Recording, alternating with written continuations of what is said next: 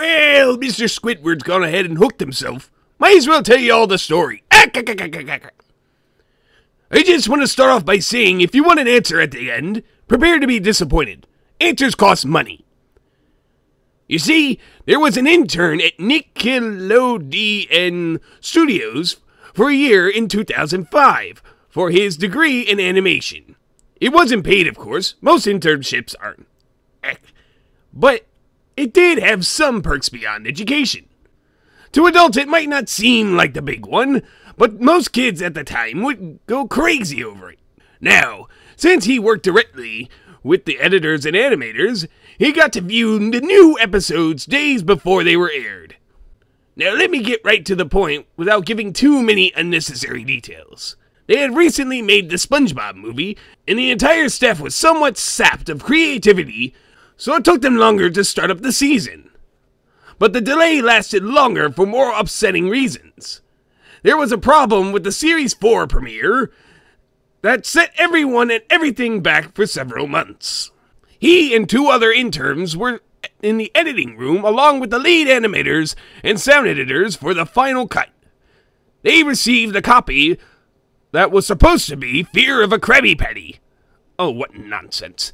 And gathered around the screen to watch. Now, given that it wasn't final yet, animators often put up a mock title card. Sort of an inside joke for them. With phony, oftentimes lewd titles. Such as How Sex Doesn't Work, instead of Rockabye Bilvalav, when SpongeBob and Patrick adopt a sea scallop. Yeah, that was a weird one. Don't know what's going on in that boy's mind. Nothing particularly funny, but work-related chuckles. So when they saw the title card Squidward Suicide, they didn't think it more than a morbid joke. One of the interns did a small throat laugh at it, like this. The happy-go-lucky music plays as normal. The story began with Mr. Squidward practicing his clarinet, hitting a few sour notes like normal. We hear SpongeBob laughing outside, and Squidward stops, yelling at him to keep it down, as he has a concert that night and needs to practice. SpongeBob says okay and goes to see Sandy with his fat purple friend. The bubble splash screen comes up, and we see the ending of Squidward's concert. This is when things began to smell anchovy-ish. While playing, a few frames repeat themselves, but the sound doesn't. At this point, the sound is synced up with animation, so yes, that's common. But when he stops playing, the sound finishes as if the skip never happened. There is a slight murmuring in the crowd before they begin to boo him. Not normal cartoon booing that is common in the show, but you could very clearly hear the malice in it. Squidward's in the full frame and looks visibly afraid. The shot goes to the crowd, with SpongeBob in center frame, and he too is booing. Very much unlike him. That isn't the oddest thing, though. What is odd is everyone has hyper-realistic eyes. Very detailed. Clearly not shots of real people's eyes, but something a bit more real than CGI. The pupils were red. Some of the animators looked at each other, obviously confused.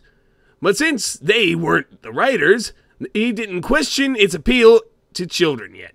The shot goes to Squidward sitting on the edge of his bed, looking very forlorn. The view out of his porthole window is of a night sky, so it isn't very long after the concert. The unsettling part is at this point there is no sound. Literally no sound. Not even the feedback from the speakers in the room.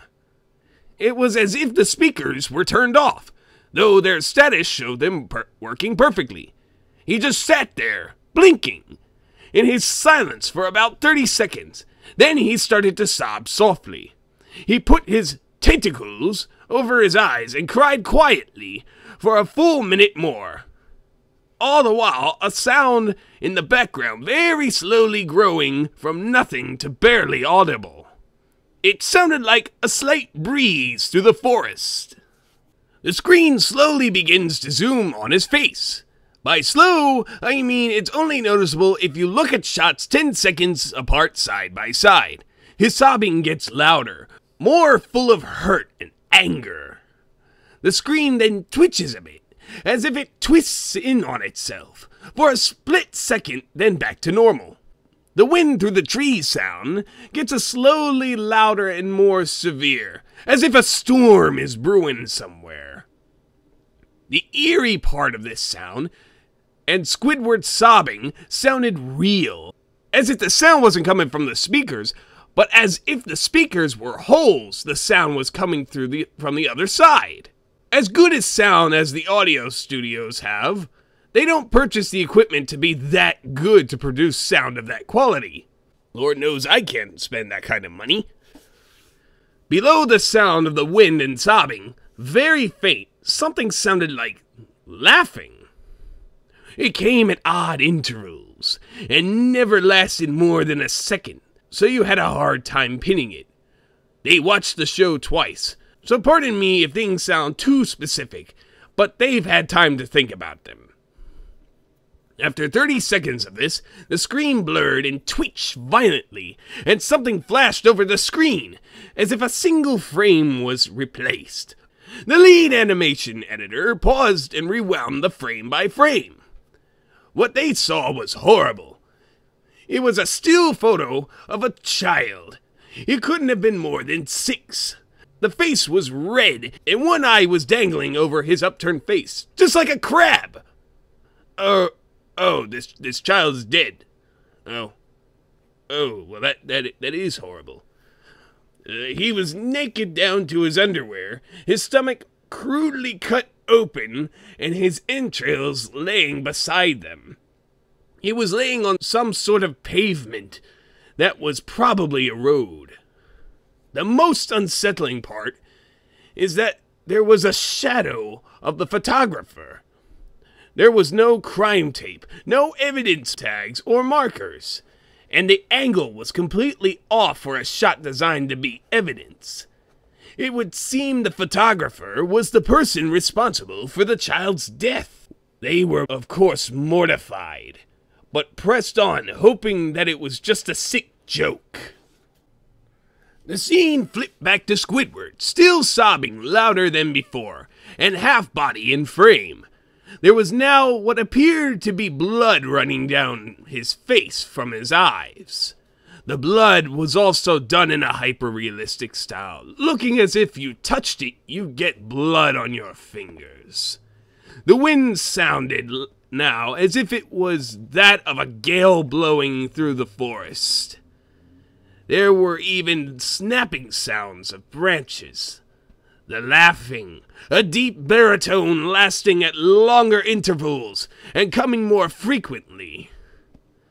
After about 20 seconds, the screen then twisted and showed a single frame photo.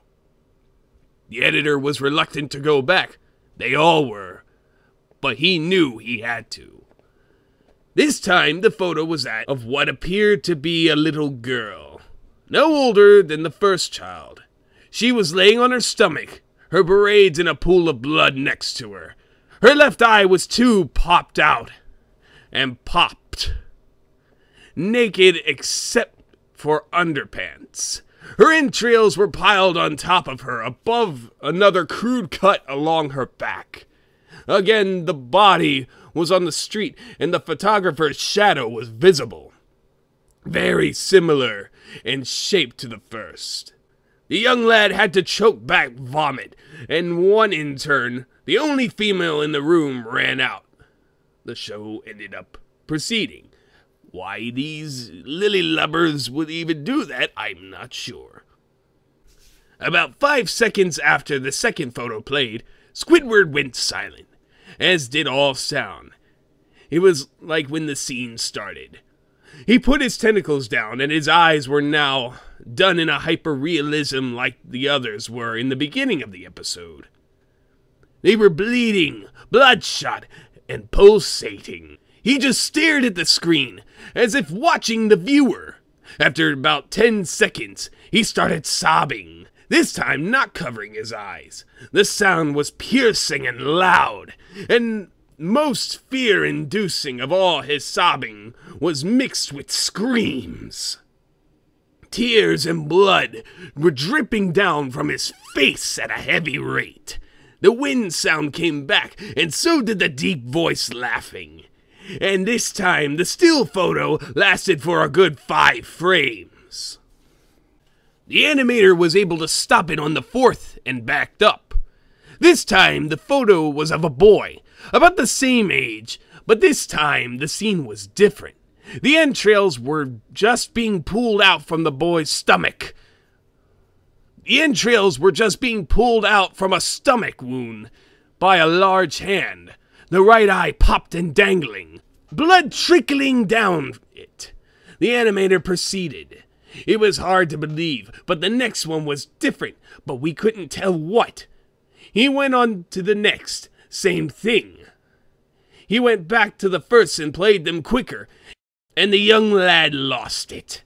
He vomited on the floor. The animating and sound editors gasping at the screen. The 5 frames were not as if they were 5 different photos.